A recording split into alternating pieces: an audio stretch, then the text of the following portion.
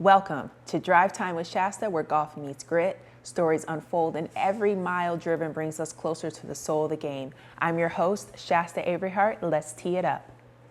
Hey y'all, welcome back to Drive Time. I'm your host Shasta, and today we're diving into part 2 of our Golf 101 series. We're out here on the range, which is the perfect spot to be able to break down one of the most intimidating parts of golf, and that is how to set up and swing at the golf ball.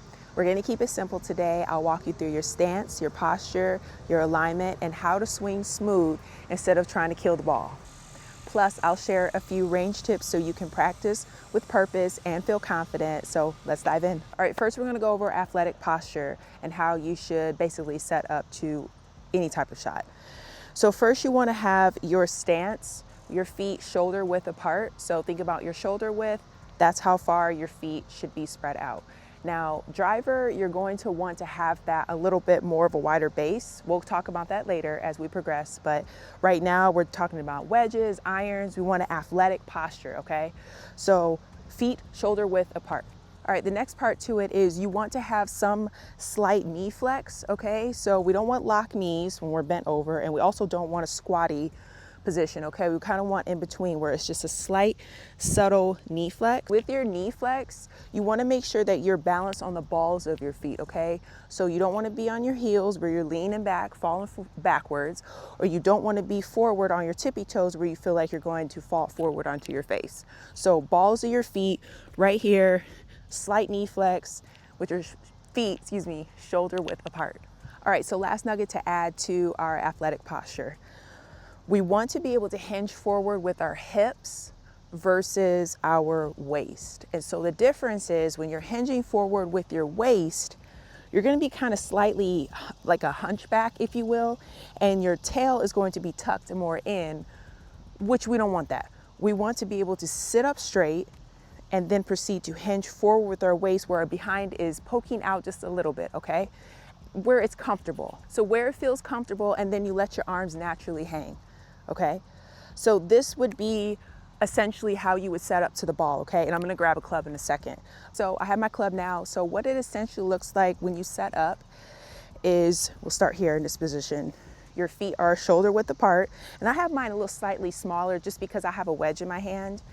Now we're going to proceed to bend forward with our waist, and we're gonna let our arms naturally hang.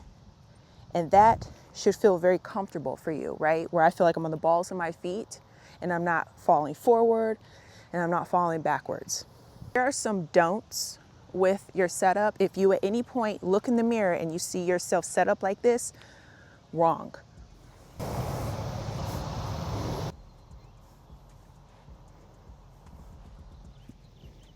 I'm giving you all the possible scenarios, okay? So if anything looks like that, let's start over, start from scratch, and go back to the earlier part of the video where we're going over feet shoulder width apart, we're hinging from our waist, we have slight knee flexion, and are letting our arms naturally hang. Closing out with our setup, always feel like you are in an athletic, balanced feel, okay? Like you're ready to move. So if someone was to slightly push you, you would be alert and ready to be active.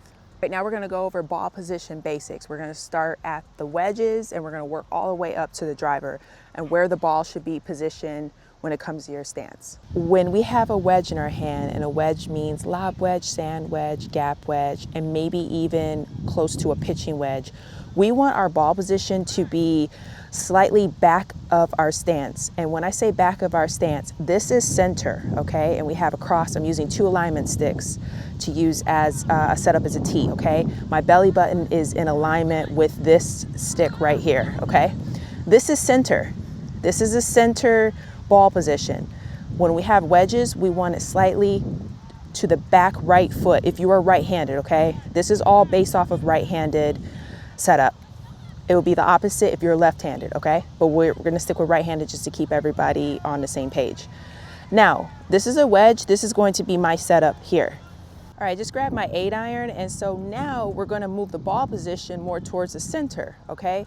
So with the 8-iron, I typically have it just slightly right of my belly button, just slightly, because you do want to hit down and compress the ball, okay? So with irons and wedges, you want to be able to be hitting down on the ball, especially when they're shorter irons and wedges. But again, this is center of my stance, okay? And I have a slightly wider, but just a slightly wider base, so it's still shoulder width apart compared to the wedges. Now I have my 5-iron, okay? And so I have moved my ball position just slightly left of center, just slightly left of my belly button, because now we're getting up to the long irons, and most of the time you want to be able to take a bare minimum divot, if not sweeping motion with the long irons. And we're gonna be moving into a wood in a second, but this is where kind of the middle point starts. With the 6-iron, you start moving the ball position this way, okay? And this is, again, we're going back to, this is typically center, and we just, here's center, and I move slightly left. And so now the ball is slightly left of center. All right, now I have my 5-wood, and so now we've moved the ball position to off of the left heel, okay? So if you can see that right here, we got the ball position in relation to what center is off of left foot, left inside heel, okay? Left inside heel. Now we got the big dog out, the driver. We want this off of our left inside heel, okay? So I'm trying to show you as best I can of where the ball position is in relation to the tee. And again, it is off of the left inside foot. Now we're gonna go over aim and alignment. I'm gonna try to zoom in on this, but I selected a target that's probably around 100 yards in front of me. So if you can see that flag stick just straight ahead, that is my target. Now that I've shown you where my target is, we are going to want the club head to be pointing towards the target. So if we flip it around, I'm going to show you a little closer version, but the ball's going to be on the other side. We want the club face pointing to the target. That's where I want my ball to go. The ball and the club face are all pointing directly towards my target. What I did was I set up my alignment sticks, which I highlighted in part 1, parallel to my target, which is out on the range, okay? Which I showed you just a few seconds ago. Now the ball is going straight towards the target, and now we have the 2 alignment sticks that are set up like railroad tracks to my target that's out on the range. How could I almost forget? We gotta go over the grip. You gotta know how to grip the club. Okay, so we have 3 types of standard grips, and this is, again, everything's gonna be opposite if you are left-handed, okay? But just for time purposes, we're gonna keep it with just right-handed players. So what happens is there's a baseball grip, okay, it's a 10-finger grip. So all of my fingers are all on the grip. That's a 10-finger grip. Now we're getting into interlock. This is the second one. Interlock is when you take your pinky, at your right pinky and your left index finger, and you lock them together, okay? Lock them together. Boom, that's interlock. Overlap, that's mine. I used to do interlock when I was young, and then I eventually switched to overlap because I thought it would be better for control of the club head, but just personal preference. Overlap, same situation with taking your right pinky, but now you're going to overlap in between your left index and your left middle finger.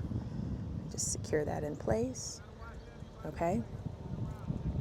There we go, boom. Now, how do you actually grip the club? Doesn't matter which grip style you end up going with. Essentially, it's all gonna be close to the same of how you do grip the club. So you take, this is for right-handed, again, just reiterating. You're gonna take your left hand, okay, the hand that you use to potentially use a glove, shout out to Cobra, and you're going to place the grip into your left fingers, okay? So essentially what you're gonna see is your left thumb is going to be placed right on top of the grip, okay?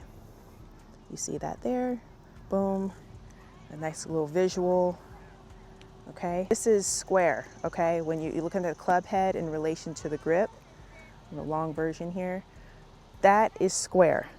That is a square club face, okay? That's a closed club face, and that is an open club face. When we grip the club, we always wanna grip it starting out with this square, okay? Because when you get into shot making, we'll get into that later, but essentially to set up yourself up for greatness. Now we're gonna take our right hand and we are going to, again, I told you I do the overlap. I'm going to overlap my pinky, and now I'm going to place the grip in the palm of my hand, okay? And so now you see that all three of the leftover fingers are placed slightly onto the grip, and the left thumb is covered ever so slightly by the right crevice of your hand, where now your right thumb is placed slightly left of the golf pride. So now I can give you a face-on view of the grip, okay? So left, right, left goes on first. We secure our grip here. And when you look down from this angle, when you look down at your hands and at your grip, you should only see at the most 2.5 knuckles on your left hand, okay? Any more, like you see 3, you have too strong of a grip. If you only see 1 to 1.5, it's too weak of a grip. Weak grip tends to have the ball go right. A strong grip tends to have the ball go left. So we have our 2 to 2.5 on our left hand. Now we got our right hand slightly cupped underneath with our right thumb just angled slightly left of that golf pride grip here, or logo here. We should have a grip pressure. If we're going to do a 1 out of 10, our grip pressure should be around a 7. Now we're getting to the fun part, tempo and rhythm. A lot of beginners swing way too hard, and so the emphasis is swinging smooth, okay? A lot of times the ball goes just as far when you're swinging smooth, maybe not at a tempo of a 25% or 50%, but I think just starting out smooth, maintaining tempo rhythm helps you promote ball contact. You want to make contact with the ball. A contact with the ball as a beginner is a win, okay? We'll work on distance later. So what you can do is to work on your tempo and rhythm at the range when you're set up and you have everything together, okay? What you're going to do is you're going to do a 1, 2, 3 count. 1 on the backswing, 2 on the downswing, and 3 is a finish. So what it looks like is, and I'll count this out loud, 1, 2, 3. And even with that, I was a little quick.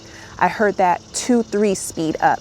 So when you do it out loud on the range, you're going to hear yourself and you'll be able to monitor and be like, okay, I need to slow down, or maybe I'm going too slow and I need to speed up just slightly. So here's the beauty of it. Pros even work on their tempo all the time. It's not just for beginners. So stay encouraged when you're on the range and you're learning your posture, your alignment, your grip, your tempo, any type of drill that you add to improve your game. Be patient with yourself, because us pros, we're constantly working on our games, because even though the art of mastering the game sounds achievable, technically we never will.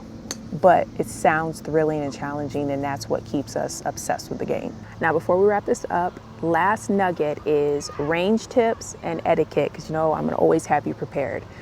When you are on the range and you're walking past people that are practicing, make sure that you give them enough space. I would say 6 feet, especially mid-swing. You don't want to injure yourself, and you don't want anyone trying to sue you or you suing someone else.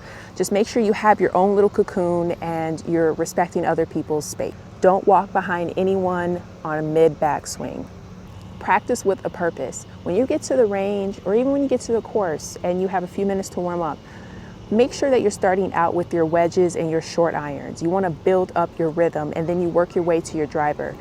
Do not hop out of the car and go straight to the tee and think you're going to blast driver off the tee without developing any type of injuries further down the line. You can develop back problems, and it's just not really good for your game, and it does get you out of rhythm. And the whole point is to be in rhythm, be in flow when you're playing on the golf course.